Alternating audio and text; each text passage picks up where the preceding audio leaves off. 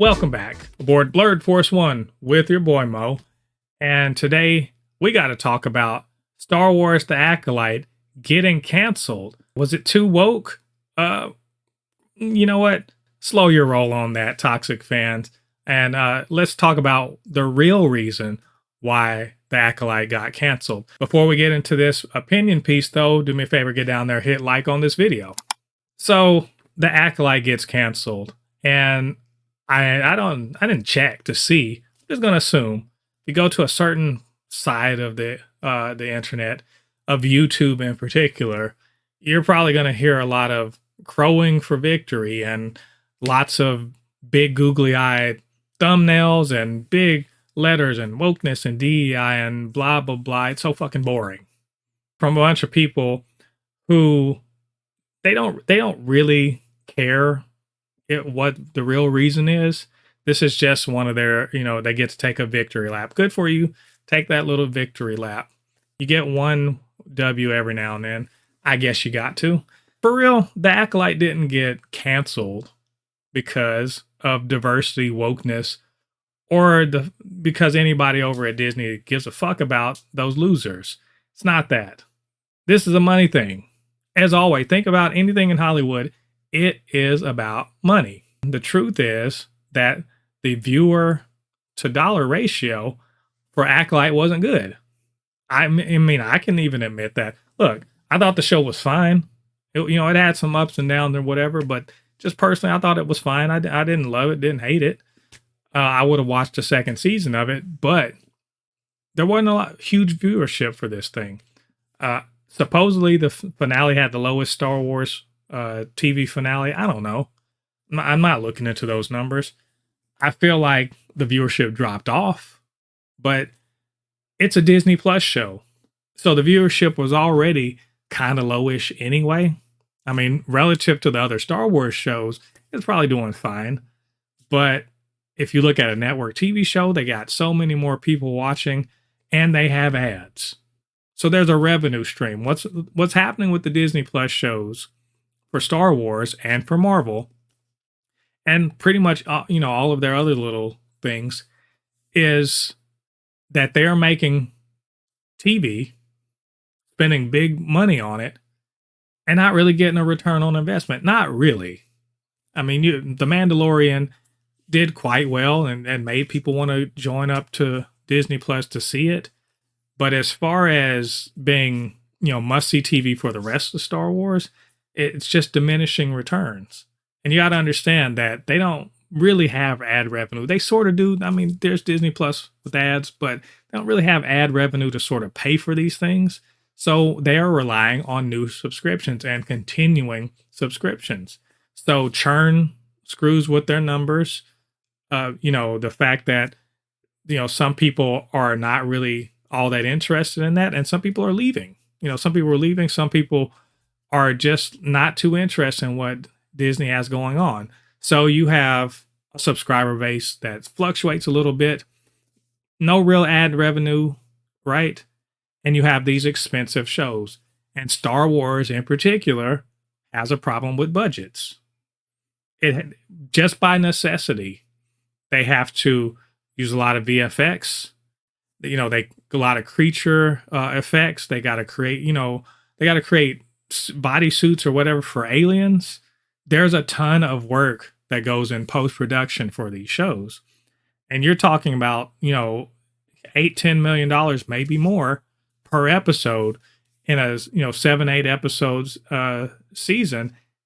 You're talking about over $100 million, potentially to make this show. If this were a movie, that's one thing. It goes into the theater. Maybe it makes its money back, on ticket sales. Maybe it does. That's good. The money they borrow to make the show, they can recoup it that way. But that's not how it works with streaming TV. Normally if you create a TV show, say ABC makes a TV show, they'll sell it to maybe Fox to air on their primetime slots or something like that. That's money coming into ABC for this show that they made. And so they recoup the cost. Who's recouping the cost for streamers? They don't. It's basically a loss for them, especially if it doesn't drive subscriptions. So to me, trying to say that this is wokeness, go woke, go broke, DEI failure, whatever, those are just fucking buzzwords for the culture war. This is a real dollars and cents issue. This is all about, Disney's desire, per Bob Iger, to make less, to make higher quality, and to make it for cheaper. Unfortunately, the Acolyte couldn't achieve the viewership. It couldn't keep the budgets down. And they couldn't bring in the money that would justify its existence. Am I surprised by this? Absolutely not. I'm not surprised. I'm surprised that they were even considering to keep it going in this new age of streaming. And it's not just at Disney. All of the other streamers are doing it. Even Amazon with the big pockets, even Apple with their big pockets are canceling shows. They aren't justifying their existence by viewership. They are canceling shows or shortening seasons or green lighting and then pulling back on green lighting shows because it's got to make sense in terms of business, in terms of money. Unfortunately, the Acolyte just didn't hit enough homes. It just didn't hit with enough people to really kind of justify itself considering how expensive it was. And I'd say keep looking out for something like this to happen across other streamers with science fiction, fantasy, superhero things. Expect that. Expect there to be more of a kind of a focus on street level things or things that can be practically done that don't require a lot of computer effects or anything like that. Something like a Daredevil Born Again, which is a lot more of a regular person dealing with another regular person as opposed to an alien with a lightsaber. All that being said, you know what? Fandom Menace, take your little victory lap. Take your little W.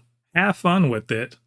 But don't think that this means that this is the end of all the shit y'all got to gripe about. The Acolyte is not going to stop, the sort of push towards diversity that Hollywood is going through right now. All it's going to do is make them go at a different angle. And also, that what they say, you have less money, you got to get more creative.